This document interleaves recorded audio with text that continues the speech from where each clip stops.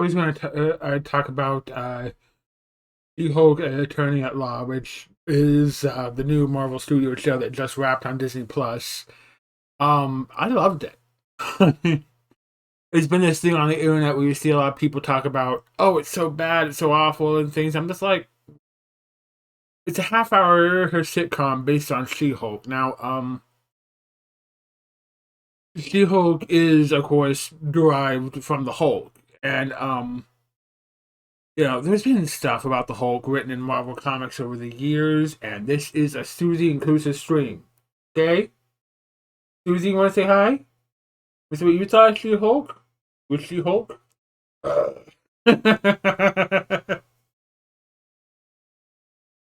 Ooh, she did not appreciate that. Respect women, even your cat, right?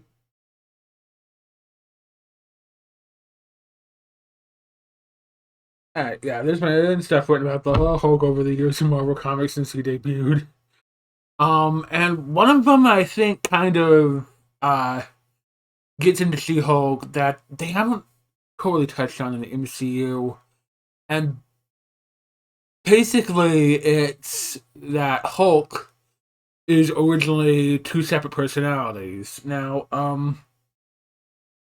there was kind of a reason for this given in the 2003 Ang Lee Hulk movie, which is not canon to the MCU, which I assume they probably want to do a sequel to, but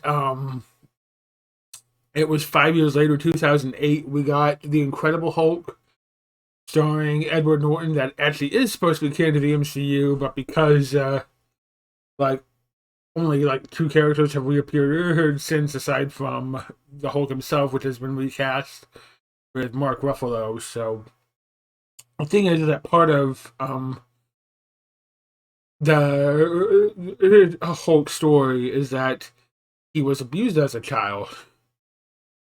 Kind of dark, but that's what it was. But that's what they came up with, and that the Hulk is basically the protector that young Bruce wished he had. So, when he got gamma radiated and would burst out into anger, basically the whole persona would be the protector that little Bruce wished he had back then. So, I mean, that's an interesting way to take it. So, I don't know if maybe we're supposed to consider that a multiverse version of the Ang Lee Hulk is actually canon to the MCU. That, I mean, you know what? That's my theory. That not the exact Ang Lee Hulk, but like a lot of beats from it are supposed to be canon to the MCU. Maybe not his whole father thing or the giant poodles thing. I've only watched that movie. I mean, I saw it on TV a few times, and then I watched it once on Blu-ray after I bought it, and I was like, "Yeah, I'm not sure I need to watch this again." I don't want to say it's bad. Um, a big thing about Hulk is that he first appeared on TV in the animated show, the Marvel Superheroes. And Doc Bruce Banner, pelted by gamma rays, turns into the Hulk. Ain't he a glamour race? So, yeah, and I was like, there's like these really cheaply animated adaptations of the comics. He kind of got big mainstream in the late '70s with the Incredible Hulk TV show, where Dr. David Banner was played by Bill Bixby, and then he turned into the Hulk, who was a painted up Lou Ferrigno wearing a wig. So, yeah, the thing is that show got so popular that somehow at Marvel Comics they thought they were going to do a female version of the Hulk. If we don't beat them to that, they can trademark that character and we'll be out of it. So they came up with She-Hulk, which you read the original comics. She-Hulk's a little different than where she is now in the comics and how she was realized in the MCU. In it, Jen Walters picks Bruce And I'm not even sure Jim was a lawyer at the time because I read the first couple of comics on Marvel Unlimited. And I don't really remember anything about her being a lawyer. She just seemed to be a regular woman who would turn into the Hulk sometimes. And yeah, so someone is she accidentally gonna get shot in an accident, and Bruce saves her with an emergency blood transfusion from himself, and that gives her the abilities of the Hulk. Now, okay, so She-Hulk has of course appeared in animation. The Hulk's appeared in animation a lot, and then um with Hulk in the MCU is that Universal bought the rights to make Hulk movies, and of course that's where the Ang Lee Hulk movie came from.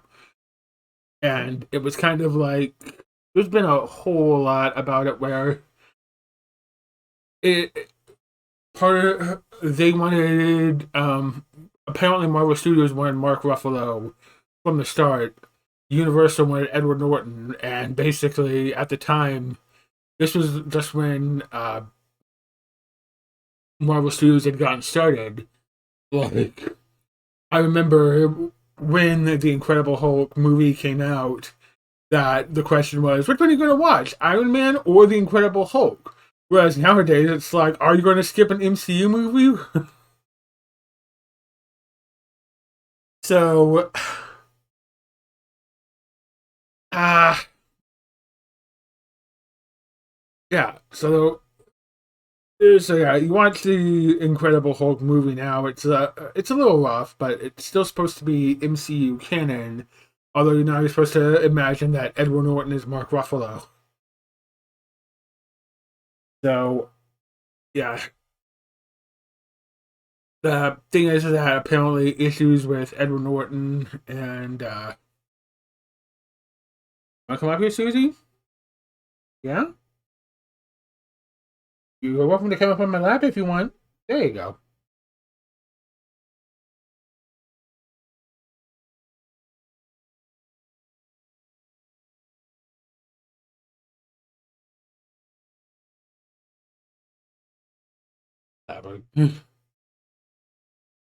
Yeah, that's why there hasn't been another Hulk movie in the MCU, and you've mainly only seen Hulk. Yeah, Hulk story continued in the Avengers movies and Thor Ragnarok, as well as that little cameo appearance he made in Iron Man 3. So yeah, so when it came out that they were making She-Hulk into a Disney Plus series, I was of course like, you sure that's the greatest outlet? Because uh, you're going to have this means like every other Disney Plus show up until now, the has not required a regular CGI depicted character, and no with She-Hulk. Not only are you doing a regular character with a CG who's going to have to be replaced with a CG character probably quite often. It's the main character. But I will say that I was super excited when I heard that it was Tatiana Maslany playing Jennifer Walters because I'm a big fan of Orphan Black. I'm a big fan of and that kind of led me to become a big fan of Tatiana Maslany. I haven't seen everything she was in because frankly, it gets a little hard to find actors, all of an actor stuff these days, because a lot of actors just take what roles they can get because it's too difficult. Because a lot of other times actors have to just take what roles they can get. So, but Orphan Black, she played so many different characters on that show because, well, reason why is that it's about this cloning program where the clones are created or were cloned while during the fetal stage and planted in different women. So there's some differences between them. Some have different hair colors. Some of one of them's almost like a little biracial. One of them was even trans. That and Tatiana Maslany, he played them all except for one who was depicted as being a little more recent and still just a child. And she did a great job differentiating her performance between each of the different characters. so, so yeah, when I heard that she was joining the MCU, I was very excited because, well, she was a great actress. I knew what she could pull off, so I knew that uh, that if anyone could handle the War She-Hulk, it would be Tatiana Maslany. And I want to say, she did not let me down. So, but even and while great performances can make weak to mediocre scripts work, the thing is that they could still be weak to mediocre scripts. The thing is, I don't think She-Hulk went there. There's some points that I'm not sure totally landed, um, but the thing is that She-Hulk had a very clear story that they set up right at the start. Um, it opens with Jen making practicing a speech she's going to give as part of her working in the courtroom,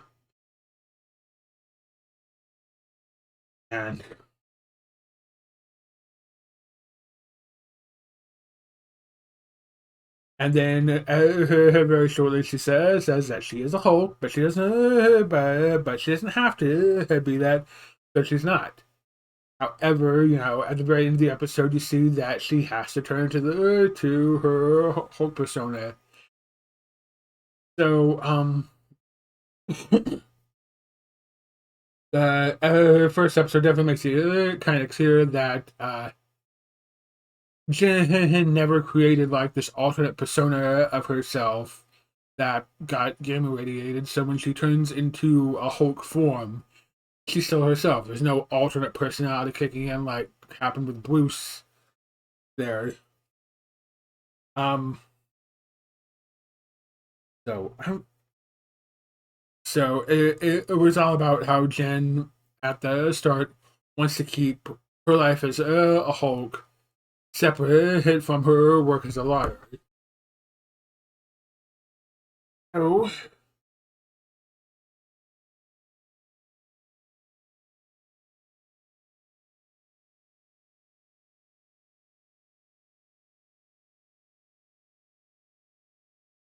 and that's really how the whole series went through, and I have to commend them for uh, basically sticking with that.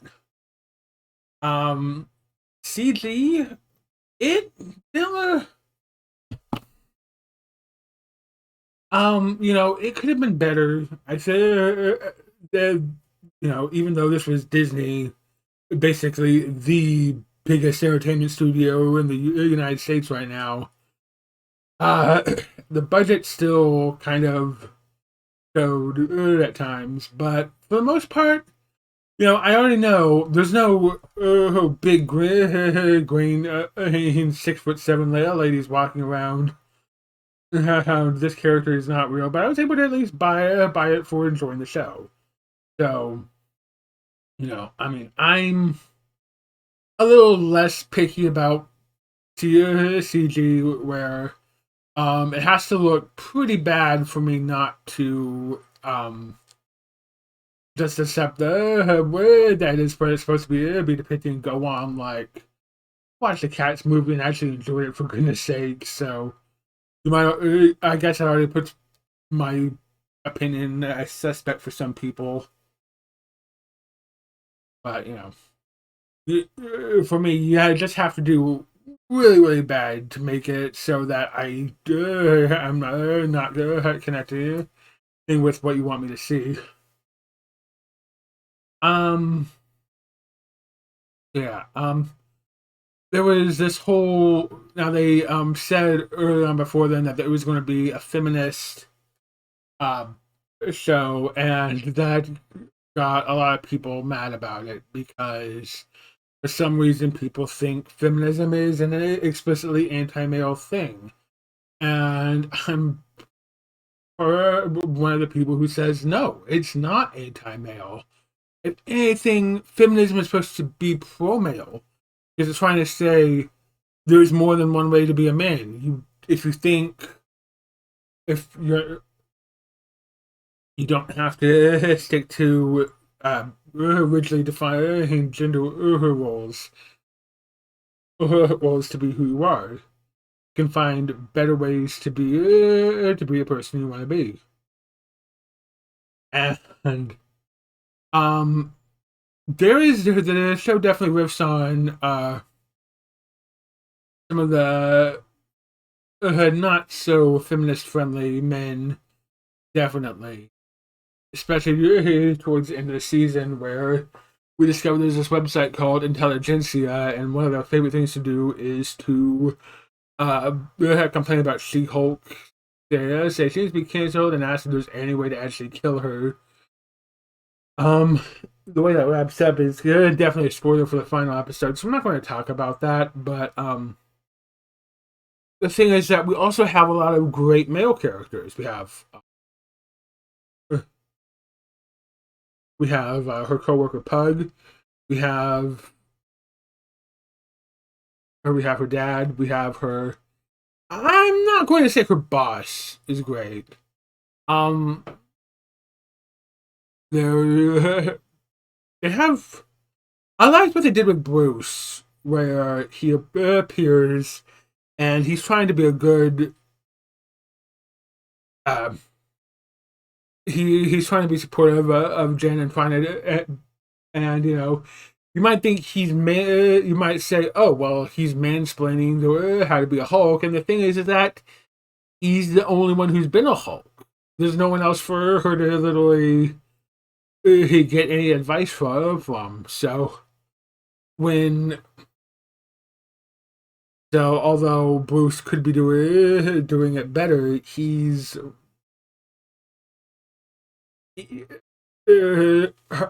he's at least trying to come from a place of trying to help.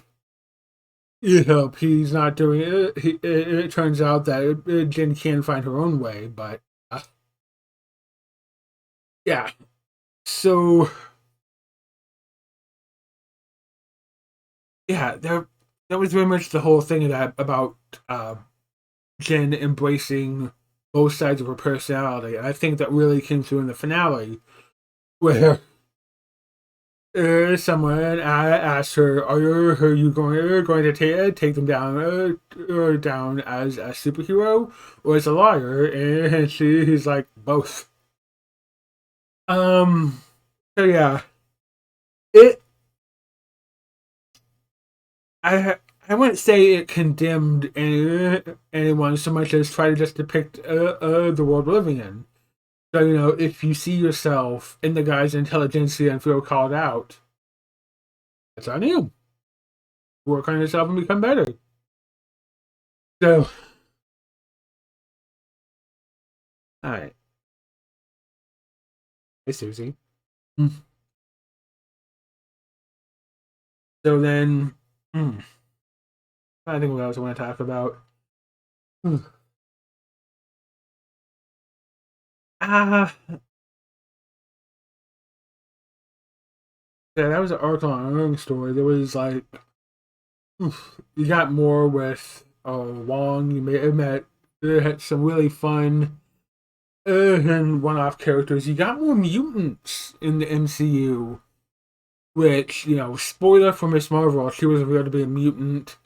Um, Namor in the upcoming Wakanda Forever is supposed to be a mutant as well. Every so Mr. Immortal and some of the guys that Emil Blonsky has at his retreat center are all mutants. So we got more mutants coming. Hmm. So yeah, I'm trying not to go too much into the spoilers, and that's already limiting how much I can say without spoiling stuff. But so I'm if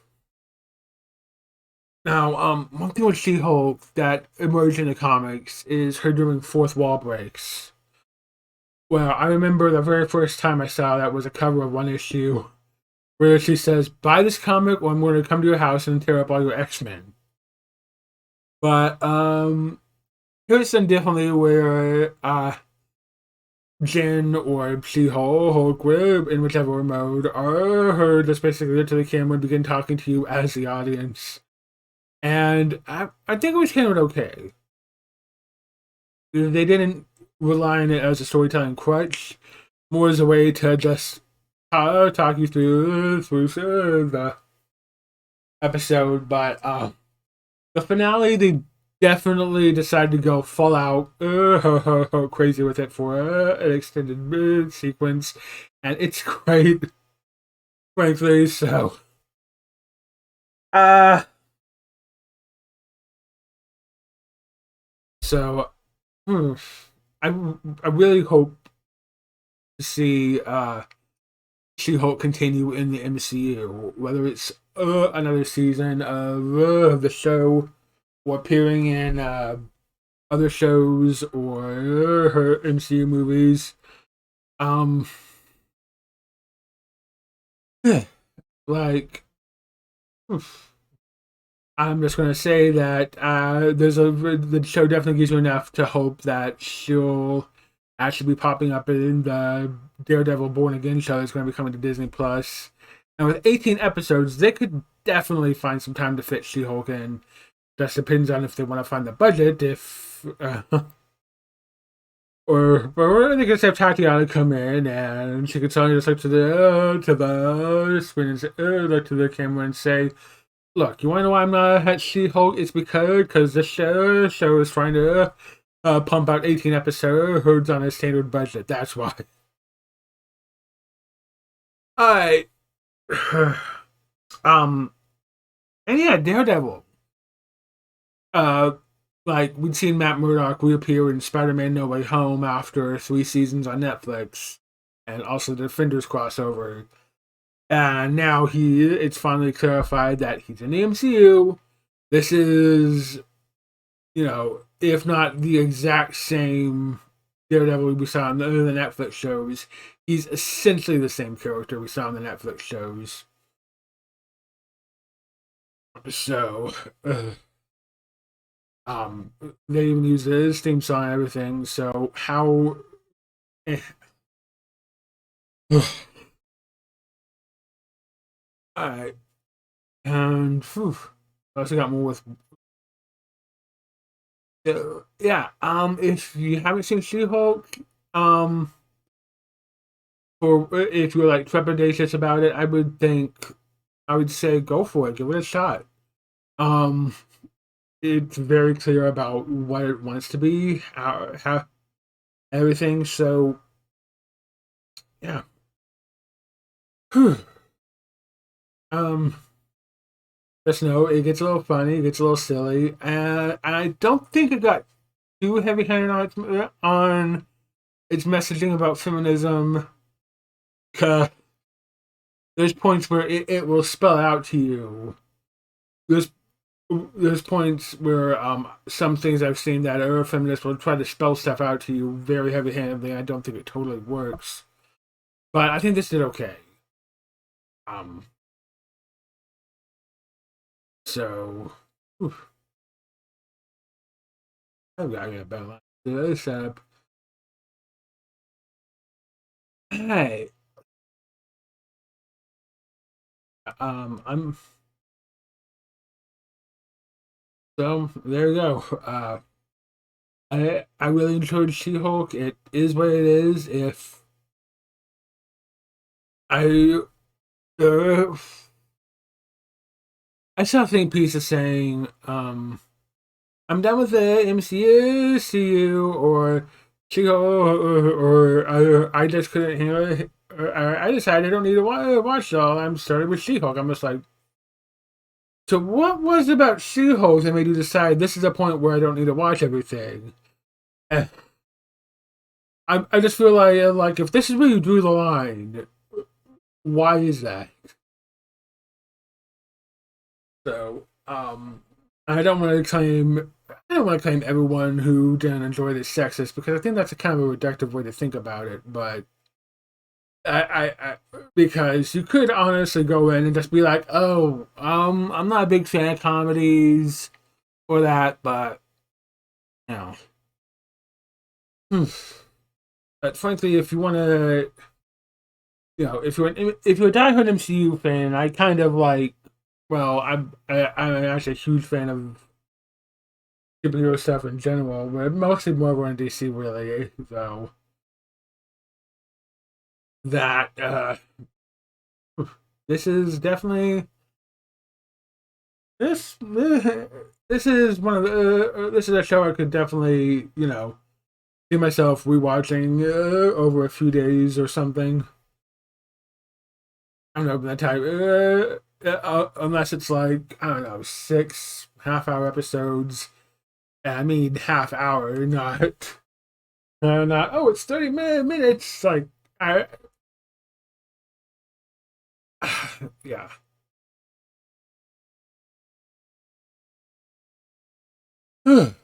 Watch She-Hulk, give it a fair shot, and you might just have a great time. And if you give it a fair shot and it's not for you, that's okay. I can respect that you gave something you didn't think might be your thing a fair shot. So, all right. Well, thanks for watching. I know that I don't do long streams.